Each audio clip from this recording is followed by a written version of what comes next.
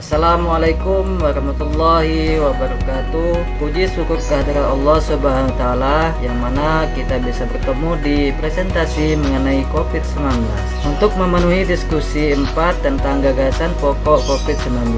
Selawat serta salam tidak lupa kita junjukkan kepada Nabi besar yaitu Nabi Muhammad SAW yang membawa kita dari belum berilmu ke zaman yang penuh dengan ilmu dan teknologi canggih sampai sekarang. Yang saya hormati Bapak Dona Aji Karunia Putra selaku tutorial online bahasa Indonesia MKWU 4108. Perkenalkan, nama saya Samsur Rahman dengan NIM 0444382292, Prodi Teknologi Pendidikan, Pangkal Pinang. Baiklah teman-teman, saya akan membahas tentang diskusi 4 bahasa Indonesia mengenai COVID-19.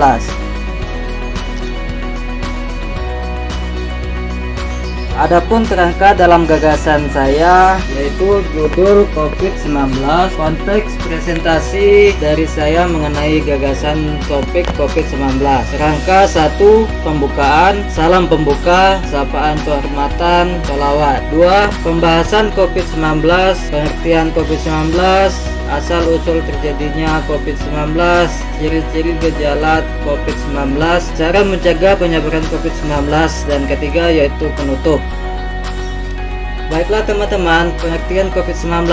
Menurut World Health Organization atau WHO, penyakit virus corona atau COVID-19 adalah penyakit menular yang disebabkan oleh virus SARS-CoV-2. Coronavirus merupakan keluarga besar virus yang menyebabkan pada manusia dan hewan. Pada manusia biasanya menyebabkan penyakit infeksi saluran pernapasan, mulai flu biasa hingga penyakit yang serius seperti Middle East Respiratory Syndrome, disingkat dengan MARS, dan sindrom pernapasan takut berat atau Severe Acute Respiratory Syndrome yang disingkat dengan SARS. Coronavirus jenis baru ini yang ditemukan pada manusia sejak kejadian luar biasa muncul di Wuhan, Cina pada Desember 2019. Kemudian diberi nama Severe Acute Respiratory Syndrome Coronavirus 2 SARS-CoV-2 dan menyebabkan penyakit coronavirus disease 2019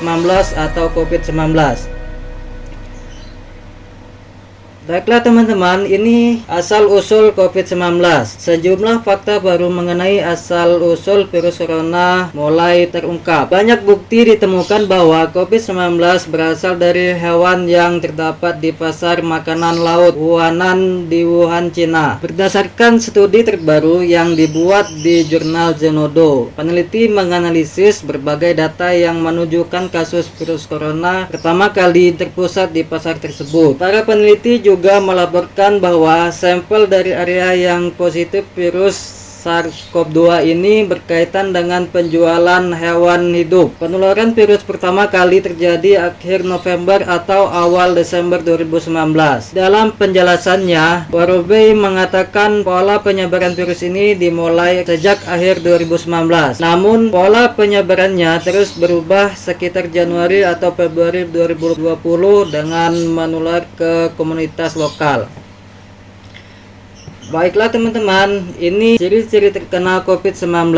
Masing-masing orang memiliki respon yang berbeda terhadap COVID-19.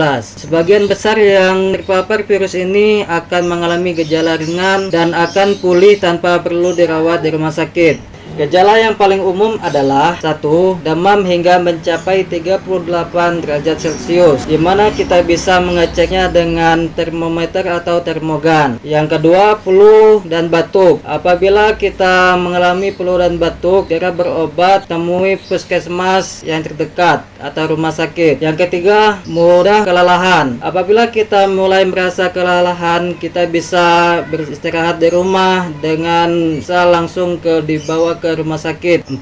Kehilangan indera perasa atau indera penciuman. Apabila kita merasa tidak bisa merasa atau tidak bisa mencium, segeralah kita periksa ke puskesmas atau berobat. Yang kelima yaitu sesak napas. Apabila kita merasa sesak napas, segera melakukan pengecekan di puskesmas terdekat atau di rumah sakit. Baiklah teman-teman, cara mencegah penularan COVID-19. 1. Menjaga kesehatan dan kebugaran agar stamina tubuh tetap prima dan sistem imunitas atau kekebalan tubuh meningkat. 2. Mencuci tangan dengan benar secara teratur menggunakan air dan sabun atau hand sanitizer. Yang ketiga, jaga jarak sekitar 1 meter dengan orang lain. Yang keempat, hindari menyentuh mata, hidung, dan mulut saat di luar ruangan. Yang kelima, menggunakan masker dengan benar saat keluar rumah. Baiklah, itu hasil dari diskusi saya. Apabila ada kesalahan, saya mohon maaf. Kepada Allah saya mohon ampun. Wabillahi taufiq wal hidayah. Wassalamualaikum warahmatullahi wabarakatuh.